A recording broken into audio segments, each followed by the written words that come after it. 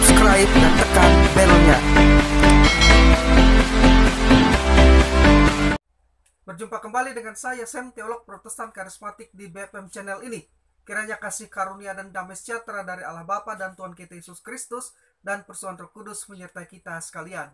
Pada kesempatan ini saya akan membahas satu topik penting dalam soteriologis, yaitu tentang kepastian keselamatan di dalam Kristus. Karena bahasan ini cukup panjang, maka saya akan bagi menjadi 2 episode video.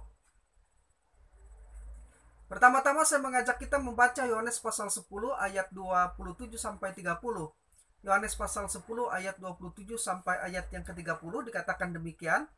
Domba-dombaku mendengarkan suaraku dan aku mengenal mereka dan mereka mengikut aku.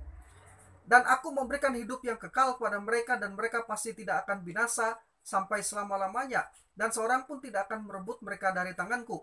Bapakku yang memberikan mereka kepadaku lebih besar daripada siapapun, dan seorang pun tidak dapat merebut mereka dari tanganku. Aku dan Bapa adalah satu. Tuhan kita Yesus Kristus mengakui dirinya sebagai Allah ketika ia berkata, aku dan Bapa adalah satu. Yohanes 10 ayat yang ke-30. Kata penghubung Yunani kai yang diterjemahkan dengan dan dalam ayat ini menekankan ide perbedaan pribadi antara anak yaitu Kristus dengan Bapa. Maksudnya jelas bahwa anak itu Kristus tidak sama dengan Bapa dan Bapa bukan anak. Sedangkan kata satu di sini adalah terjemahan dari kata Yunani hen, merupakan kata sifat jenis tunggal netral. Karena itu kata satu di sini bukanlah berarti Yesus dan Bapa merupakan satu pribadi, melainkan bahwa mereka merupakan satu kesatuan dalam sifat dan kegiatannya, menyatakan keesaan dan kesetaraan antara Yesus dan Bapa sebagai Allah. Ini merupakan suatu fakta yang benar hanya jika ia, yaitu Yesus, sama keilahiannya dengan Bapa. Jadi di sini kita melihat bahwa ketika Yesus menyatakan bahwa ia dan Bapa adalah satu, jelaslah secara tidak langsung Yesus mengakui bahwa dirinya adalah Allah. Nah, orang-orang Yahudi yang mendengar pengakuan ini memahaminya demikian, karena itu mereka segera berupaya merajam dengan batu dengan alasan penghujatan karena ia menyatakan dirinya sebagai Allah. Yohanes pasal 10 ayat yang ke-31 sampai ayat yang ke-33. Selanjutnya, teks bacaan kita dalam Yohanes pasal 10 ayat 27 sampai 29 menunjukkan kepada kita Yesus sendiri menyatakan bahwa orang yang termasuk domba, itu orang-orang pilihannya, pasti akan mendengarkan suaranya dan mengikutinya. Nah, ketika orang datang dan percaya kepada Kristus sebagai juru selamat, mereka masuk ke dalam hubungan dengan Allah, dan ini merupakan jaminan bagi keselamatannya. Kepada mereka, Yesus memberikan kehidupan kekal, suatu kehidupan yang tidak pernah berakhir. Lebih dari itu, bagian ini merupakan dasar yang kokoh bagi ajaran kepastian keselamatan yang menyatakan bahwa keselamatan orang percaya tidak mungkin hilang. Pertanyaannya, mengapa? Atau bagaimana mungkin keselamatan orang percaya tidak mungkin hilang? Nah, karena di dalam ayat 28 Yesus Kristus menyatakan bahwa mereka pasti tidak akan binasa.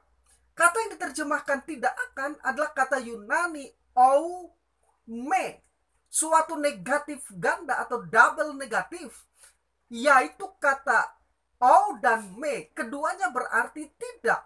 Namun Profesor Hakema bahwa frase mereka pasti tidak akan binasa dalam bahasa Yunani merupakan cara pengungkapan negasi yang kuat.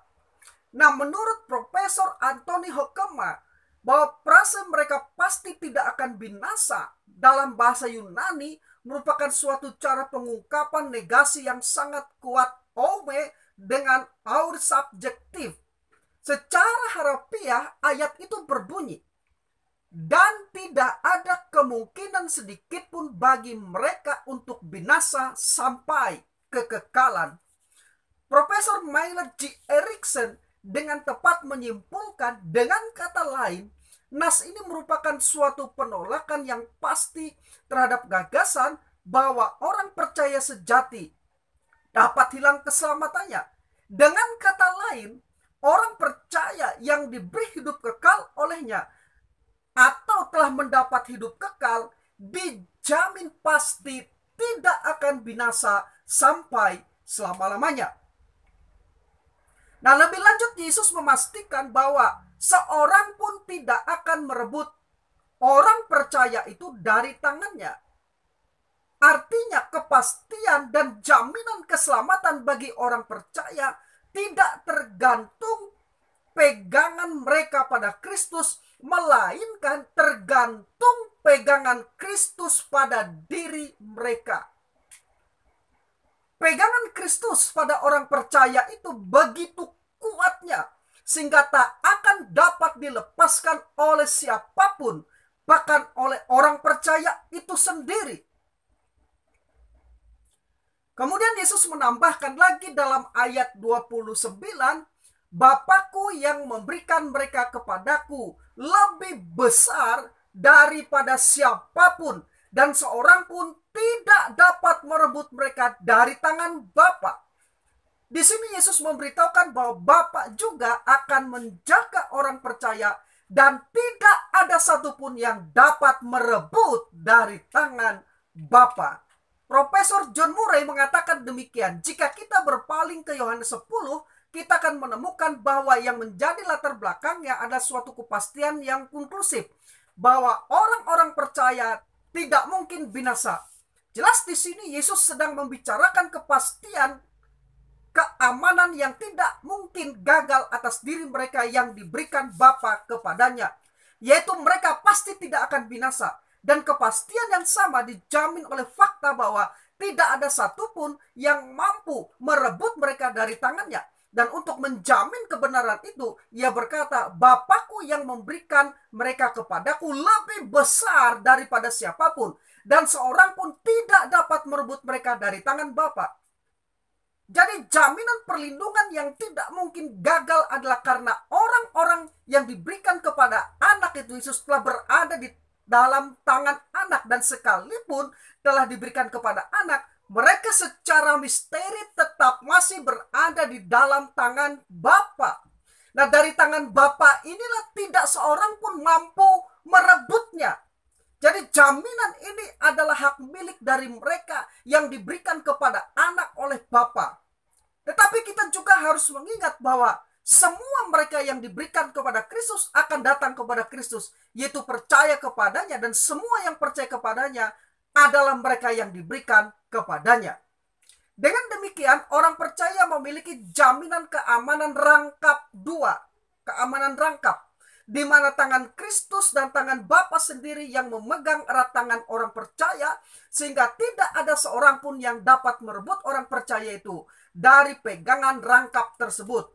Sekalipun orang-orang percaya itu ada kemungkinan sedang dalam keadaan lemah, namun mustahil ada kekuatan yang sanggup merampas mereka dari perlindungan rangkap itu. Lihat juga Roma pasal 8 ayat 38 sampai 39, di mana Rasul Paulus menyatakan tidak ada seorang pun yang dapat memisahkan, atau tidak ada apapun yang dapat memisahkan orang percaya kita dengan kasih Allah. Dan sebagai titik awal berdasarkan perkataan Yesus dalam Yohanes pasal 10 ayat yang ke-27 sampai ayat yang ke-30 ini, tentang jaminan keselamatan inilah saya memulai ajaran tentang kepastian keselamatan dalam Kristus. Sekarang yang kedua, memahami pengertian kepastian keselamatan. Ajaran tentang kepastian keselamatan itu sangat penting. Karena itu pertanyaannya adalah, apakah benar bahwa keselamatan orang percaya itu bersifat pasti? Merupakan pertanyaan yang timbul karena ada sebagian orang Kristen yang meragukan keselamatannya. Selain itu, ada orang-orang tertentu yang mengajarkan bahwa keselamatan di dalam Kristus itu bisa hilang. Ajaran ini didasarkan pada penekanan yang berlebihan akan kehendak bebas dari pihak manusia. Menurut pandangan ini, manusia telah menerima keselamatannya sebagai suatu tindakan dari kehendaknya, dan karena itu ia dapat membatalkan keselamatannya, atau melalui dosa-dosa tertentu yang dilakukannya setelah ia diselamatkan, maka keselamatan itu bisa hilang. Di dalam sejarah kekristenan, sementara Calvinisme menekankan bahwa keselamatan dalam Kristus itu dijamin dan tidak bisa hilang bagi orang percaya sejati, maka Arminianisme menyatakan yang sebaliknya, bahwa keselamatan dalam Kristus itu bisa hilang. Charles F. Baker menyimpulkan dengan tepat saat menyatakan, secara umum dapat dikatakan Calvinisme menegakkan ajaran tentang jaminan, sedangkan Arminianisme menolaknya. Lebih lanjut, Becker menyatakan, siapapun yang percaya terhadap ajaran tentang pembenaran oleh perbuatan dalam bentuk yang manapun, tentu secara logis akan percaya bahwa ia harus menunggu hingga akhir hayatnya barulah dapat mengetahui apakah ia sendiri cukup berbuat untuk memperoleh keselamatan. Perlu diketahui bahwa ajaran tentang kepastian keselamatan itu sendiri memberi keyakinan bahwa keselamatan dan hidup kekal di dalam Kristus itu dijamin dan tidak bisa hilang bagi orang percaya. Nah, orang yang tidak mempercayai jaminan kekal tidak akan memiliki kepastian dalam hidupnya. Kepastian keselamatan hanya dapat dimiliki oleh mereka yang percaya bahwa keselamatan itu semata-mata anugerah. Karena itu kepastian keselamatan didasarkan pada jaminan kekal bahwa anugerah keselamatan yang diterima orang percaya, itu orang-orang yang telah lahir baru oleh Roh Kudus, tidak bisa hilang karena Allah sendiri yang menjaminnya. Jaminan keselamatan itu tidak terletak pada manusia, tetapi pada Allah sendiri. Bukan pada kemampuan manusia, tetapi pada kemampuan Allah untuk memeliharanya. Karena itu baik kelemahan iman kita maupun perasaan ketidaklayakan kita tidak perlu menggoyahkan kepastian keselamatan kita.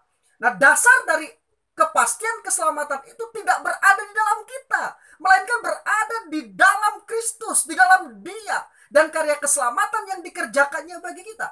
Dengan demikian, perhatikan baik, dengan demikian keyakinan bahwa keselamatan itu tidak bisa hilang merupakan konsekuensi logis dari kepastian keselamatan dan hidup kekal di dalam Kristus. Nah, berdasarkan penjelasan saya di atas, maka kepastian keselamatan itu saya definisikan sebagai berikut. Kepastian keselamatan merupakan suatu keyakinan yang teguh bahwa anugerah keselamatan dan hidup kekal yang dimiliki orang percaya sejati dalam Kristus tidak bisa hilang dan terjamin untuk selamanya. Sekali lagi, kepastian keselamatan merupakan suatu keyakinan yang teguh bahwa anugerah keselamatan dan hidup kekal yang dimiliki orang percaya sejati di dalam Kristus tidak bisa hilang dan terjamin untuk selamanya. Dengan demikian, definisi tersebut mengakui hal-hal sebagai berikut. 1. Kepastian keselamatan merupakan suatu keyakinan yang teguh. 2. Bahwa keselamatan dan hidup kekal itu adalah anugerah. Dan 3. Dimiliki hanya oleh orang percaya sejati. 4. Dalam hubungan kesatuan dengan Kristus. Dan yang kelima, tidak bisa hilang dan terjamin untuk selamanya. Sebagai catatan tambahan, perlu diketahui bahwa istilah jaminan kekal disebut juga dengan istilah-istilah teologis seperti pemeliharaan Tuhan atas orang-orang kudus, disebut juga ketekunan orang-orang percaya atau orang-orang sejati. Tentang ketiga istilah ini, Profesor Charles C. Ryrie menjelaskan demikian. Jaminan kekal merupakan karya Allah yang menjamin bahwa karunia keselamatan apabila telah diterima adalah untuk selamanya dan tidak bisa hilang. Pemeliharaan mirip sekali dengan jaminan kekal karena menekankan karya Allah dalam memelihara keselamatan orang percaya.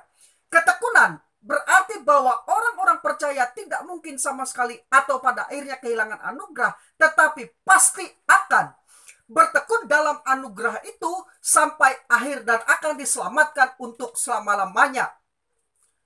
Sekarang yang ketiga, argumen-argumen Alkitabiah bagi ajaran kepastian keselamatan di dalam Kristus. Perlu dipahami bahwa kepastian keselamatan hanya dapat dimiliki melalui keyakinan terhadap jaminan bahwa keselamatan itu bersifat kekal dan tidak bisa hilang. Karena Allah yang memelihara, menjaga, dan melindungi orang percaya sehingga mereka tetap aman selamanya. Berikut ini 7 argumen dari kepastian keselamatan bagi orang percaya di dalam Kristus. Yang pertama, pemilihan Allah yang berdaulat atas orang percaya. Paulus dalam Efesus pasal 1 ayat 4-6 mengatakan, sebab di dalam Dia Allah telah memilih kita sebelum dunia dijadikan supaya kita kudus dan tak bercacat di hadapannya. Dalam kasih ia telah menentukan kita dari semula oleh Yesus Kristus untuk menjadi anak-anaknya sesuai dengan kerelaan kehendaknya, supaya terpujilah kasih karunia-Nya yang mulia yang dikaruniakannya kepada kita di dalam Dia yang dikasihinya. Di sini dalam ayat ini Rasul Paulus menekankan bahwa keselamatan orang percaya terjamin karena Bapa yang telah memilih mereka untuk keselamatan sejak kekekalan dan menurut kehendaknya yang berdaulat. Kata Yunani memilih dalam ayat 4 adalah ekeglo, yang berarti memanggil keluar dari antara orang banyak. Kata tersebut menekankan arti sekali untuk selamanya. Dan bentuknya Middle Voice menunjukkan bahwa Allah memilih untuk dirinya sendiri. Selanjutnya dalam Roma pasal 8 ayat 30 mengatakan, dan mereka yang ditentukannya dari semula, mereka itu juga dipanggilnya. Dan mereka yang dipanggilnya, mereka itu juga dibenarkannya. Dan mereka yang dibenarkannya, mereka itu juga dimuliakannya. Ayat ini memberitahu kita bahwa dari sejak saat Allah memilih kita, kita seperti dipermuliakan di hadapannya di surga. Jadi tidak ada yang dapat mencegah orang percaya dipermuliakan karena Tuhan sudah terlebih dahulu merencanakannya. Sekali seorang dibenarkan, keselamatannya terjamin. Sama terjaminnya seperti ia sudah dipermuliakan di surga. Sekarang argumen Alkitabiah yang kedua bagi kepastian keselamatan. Dalam Roma pasal 8 ayat 33 sampai 34, Paulus menyatakan dua pertanyaan retorik penting. Siapakah yang akan menggugat orang-orang pilihan Allah? Allah yang membenarkan mereka. Siapakah yang akan menghukum mereka? Kristus Yesus yang telah mati, bahkan lebih lagi yang telah bangkit, yang juga duduk di sebelah kanan Allah, yang malah menjadi pembela bagi kita. Roma pasal 8 ayat 33 sampai 34. Siapa yang akan menggugat orang-orang pilihan Allah? Tidak ada seorang pun, karena Kristus adalah pembela bagi mereka. Siapa yang akan menghukum mereka? Tidak ada seorang pun, karena Kristus, Dia yang telah mati bagi mereka dan menjadi pembela mereka. Jadi keselamatan orang percaya terjamin karena Kristus telah mati bagi mereka. Sebab jika keselamatan orang percaya dapat hilang, maka karya Kristus tidak efektif lagi dan menjadi sia-sia. Ini tidak benar, karena menurut Rasul Paulus, kematian Kristus telah membayar dosa itu. Jadi Kristus menjamin bahwa setiap orang yang percaya kepadanya pasti selamat dan tidak akan pernah terhilang. Karena itu merupakan kehendak Allah. Perhatikan Yohanes pasal 6 ayat 39 sampai 40. Dan inilah kehendak Dia yang telah mengutus aku, yaitu supaya dari semua yang telah diberikannya kepadaku jangan ada yang hilang, tetapi supaya kubangkitkan pada akhir zaman. Sebab inilah kehendak Bapakku, yaitu supaya setiap orang yang telah melihat Anak dan yang percaya kepadanya beroleh hidup yang kekal, dan supaya aku membangkitkannya pada akhir zaman. Sekarang argumentasi kepastian keselamatan yang ketiga, yaitu Roh Kudus yang melahir barukan orang percaya. Rasul Paulus menyatakan dalam Titus 3 ayat 5, pada waktu itu Dia telah menyelamatkan kita bukan karena perbuatan baik yang telah kita lakukan, tetapi karena rahmat-Nya, oleh permandian kelahiran kembali dan oleh pembaharuan yang dikerjakan oleh Roh Kudus. Di dalam ayat ini Rasul Paulus menegaskan bahwa seorang yang telah lahir baru oleh Roh Kudus adalah seorang yang telah diselamatkan, dan keselamatan itu adalah pemberian Allah. Selanjutnya Rasul Paulus juga menyatakan, jadi siapa yang ada dalam Kristus adalah ciptaan baru, yang lama sudah berlalu, sesungguhnya yang baru sudah datang. 2 Korintus 5 ayat 17. Jikalau orang Kristen dapat kehilangan keselamatannya, maka itu berarti sama dengan lahir baru yang batal. Sekali lagi, jikalau orang Kristen dapat kehilangan keselamatannya, maka itu berarti sama dengan lahir baru yang batal. Dan ini nonsen, omong kosong. Tidak ada bukti dalam Alkitab bahwa lahir baru dapat diambil kembali atau dibatalkan. Pemberian kelahiran baru adalah tindakan Allah yang terjadi seketika, sekali, dan untuk selamanya. Paulus mengatakan telah menghidupkan kita bersama-sama dengan Kristus sekalipun kita telah mati. Oleh kesalahan-kesalahan kita, oleh kasih karunia kamu diselamatkan. Efesus 2 ayat 5. Di sini kata kerja yang diterjemahkan menghidupkan adalah kata Yunani synezopoisen, memakai bentuk aorist tense yang berarti tindakan yang seketika atau sekejap. Dan kelahiran baru ini merupakan tindakan yang tidak mungkin batal. Sekarang argumentasi yang keempat mendukung kepastian keselamatan menurut Alkitab, yaitu Roh Kudus yang berdiam di dalam orang percaya. Roh Kudus yang melahirbarukan adalah Roh Kudus yang juga berdiam di dalam orang percaya. Setiap orang percaya memiliki Roh Kudus yang berdiam dalam diri mereka, dan karena itu mereka adalah milik Kristus. Rasul Paulus mengatakan, tetapi kamu tidak hidup dalam daging, melainkan dalam roh. Jika memang roh Allah diam di dalam kamu. Tetapi jika orang tidak memiliki roh Kristus, ia bukan milik Kristus. Roma 8 ayat 9. Bandingkan Yohanes pasal 14 ayat yang ke-17. Nah, Roh Kudus yang berdiam dalam setiap orang percaya ini membaptis orang percaya ke dalam tubuh Kristus. Rasul Paulus menjelaskan demikian, sebab dalam satu roh kita semua, baik orang Yahudi maupun orang Yunani, baik budak maupun orang merdeka, telah dibaptis menjadi satu tubuh, dan kita semua diberi minum dari satu roh. 1 Korintus 12 ayat 13. Nah, dalam 1 Korintus 12 ayat 13 ini, kalimat yang digunakan Rasul Paulus dalam bentuk aorist tense, yaitu menunjuk kepada suatu peristiwa yang sudah lewat, yang terjadi hanya satu kali dan tidak akan pernah terulang lagi. Baptisan Roh Kudus ini hanya terjadi satu kali, yaitu pada hari Pentakostal di Yerusalem. Artinya, setiap orang percaya secara status telah dibaptis ke dalam tubuh Kristus bersama-sama dengan orang-orang pilihan atau yang telah bertobat dan percaya kepada Kristus di segala zaman sejak hari Pentakosta itu. Tetapi secara pribadi, baptisan Roh Kudus itu diterima ketika seseorang percaya kepada Kristus dan menerima Roh Kudus. Nah, pada saat kelahiran baru itu terjadi. Dan agar orang percaya dapat kehilangan keselamatannya, itu berarti Roh Kudus harus dikeluarkan dari orang itu dan ia diputuskan dari tubuh Kristus. Ini mustahil. Karena sekali lagi kelahiran baru itu dijamin oleh Allah, dan jaminan kekal ini didasarkan atas kasih karunia Allah dan fakta bahwa kehidupan kekal merupakan suatu karunia dan bersifat abadi. Roma pasal 8 ayat 28 sampai 39.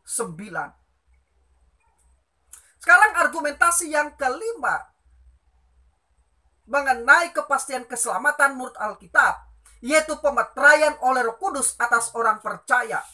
Roh Kudus yang membaptis melahirbarukan dan yang mendiami orang percaya adalah Roh Kudus yang menjadi jaminan bagi keselamatan mereka. Paulus mengajarkan, sebab Dia yang telah meneguhkan kami bersama-sama dengan kamu dalam Kristus adalah Allah yang telah mengurapi, memeteraikan tanda miliknya atas kita, dan yang memberikan Roh Kudus di dalam hati kita sebagai jaminan dari semua yang telah disediakan untuk kita. 2 Korintus 1 ayat 21 sampai 22. Selanjutnya Rasul Paulus juga mengatakan, dan janganlah kamu mendukakan Roh Kudus Allah yang telah memeteraikan kamu menjelang hari penyelamatan. Efesus 4 ayat 30. Pemeteraian merupakan uang muka untuk menjamin warisan orang percaya di masa depan. Karena itu kata Yunani yang diterjemahkan dengan jaminan adalah arabon. Kata ini pada dasarnya merupakan istilah dagang. Artinya ialah pembayaran pertama atau angsuran pertama dari suatu pemberian atau dari sejumlah uang yang harus dibayar, yang diserahkan sebagai jaminan bahwa sisanya akan dilunasi kemudian.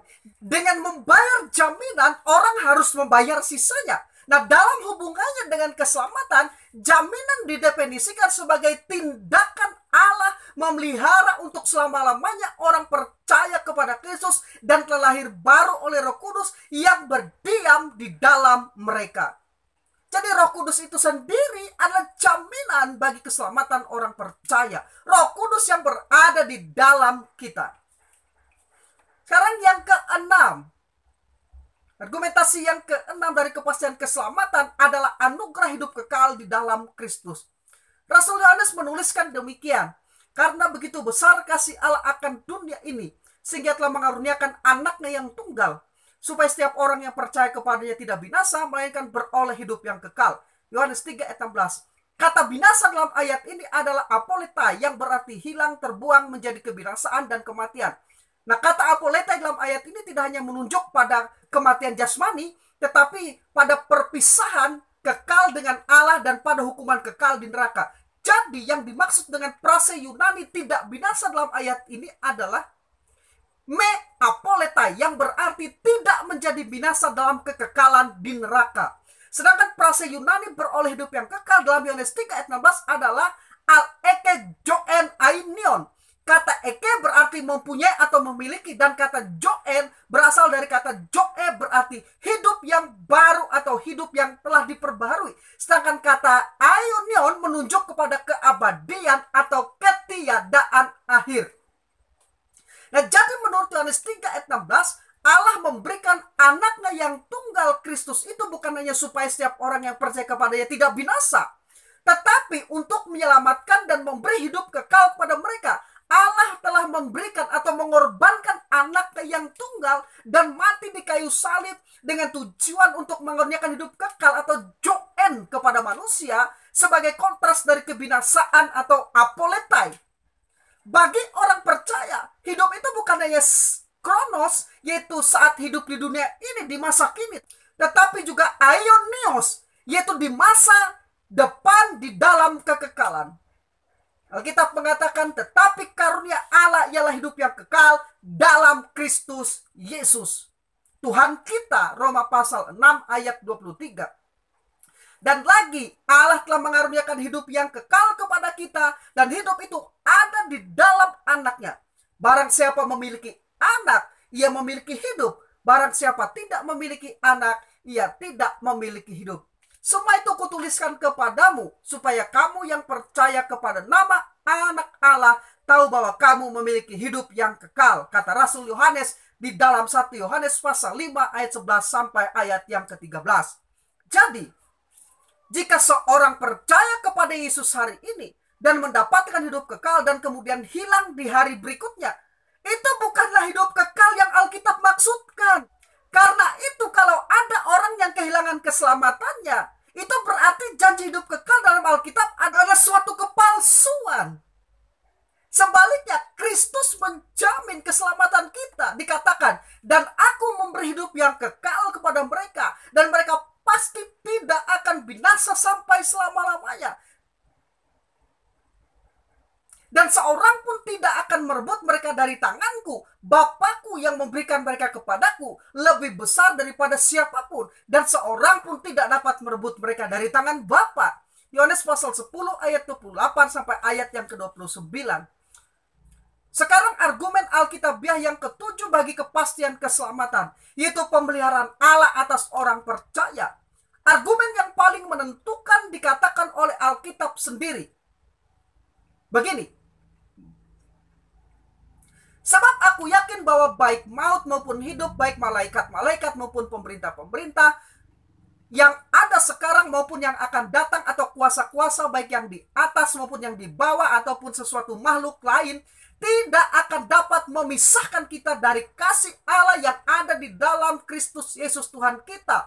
Roma pasal 8 ayat 38 sampai 39.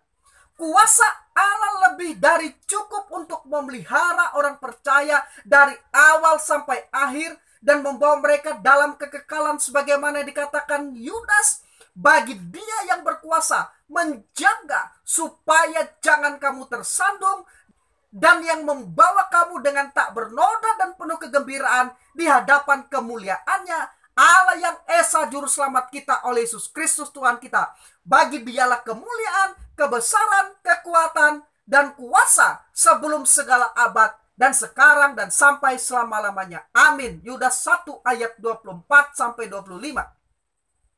Jadi bahwa Allah yang menyelamatkan kita juga adalah Allah yang setia, yang akan memelihara kita. Karena itu, sekali selamat tetap selamat adalah implikasi atau konsekuensi logis dari ajaran kepastian keselamatan berdasarkan pernyataan-pernyataan dari ayat-ayat Alkitab yang jelas keselamatan kita terjamin dalam kekekalan. Akhirnya, ajaran tentang kepastian keselamatan memberi keyakinan bahwa keselamatan dan hidup kekal di dalam Kristus itu dijamin dan tidak bisa hilang bagi orang percaya. Namun sayang masih ada beberapa orang yang meragukan keselamatannya, bahkan meyakini bahwa keselamatan dan hidup kekal di dalam Yesus yang telah mereka terima ada kemungkinan bisa hilang.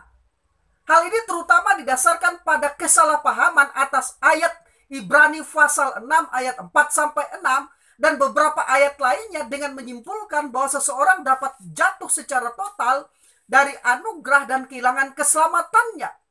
Nah, terhadap teks Ibrani 6 ayat 4-6 ada dua tafsiran umum, yaitu satu, bahwa orang-orang yang dimaksud dalam teks ini benar-benar telah diselamatkan tetapi kini kehilangan keselamatan.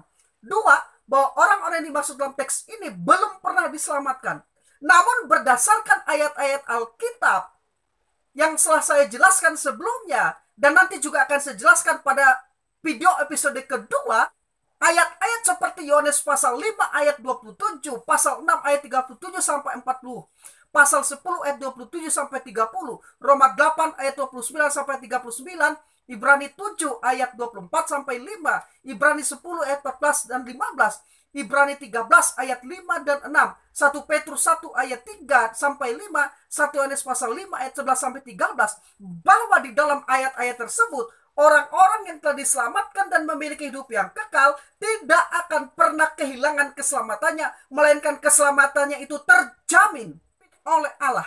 Maka saya menyimpulkan bahwa teks Ibrani pasal 6 yang seringkali salah pahami, itu Ibrani pasal 6 ayat 4-6 tersebut jelas membicarakan tentang orang-orang yang belum diselamatkan, belum lahir baru, belum mendapat hidup yang kekal. Dengan demikian, tafsiran yang kedua yang saya anggap paling sesuai.